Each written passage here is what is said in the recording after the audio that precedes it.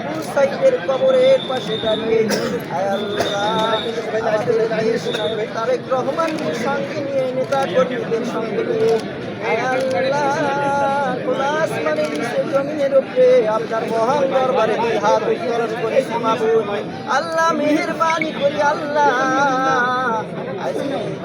আল্লাহ দোয়া খান আপনার আরো সে আজিমে কবুল আর মঞ্জুর করিয়া নেন।